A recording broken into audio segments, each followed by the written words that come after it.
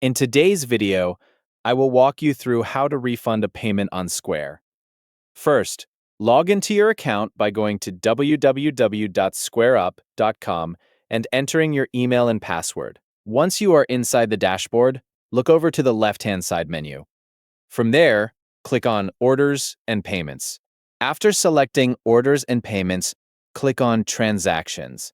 This will open the full list of transactions connected to your account. Now, scroll through the list and find the transaction that you want to refund. Once you locate the correct transaction, select it to continue. After opening the transaction, look for the three dots located on the side of the transaction details. Click on those three dots to open more options. From the menu that appears, select Issue Refund.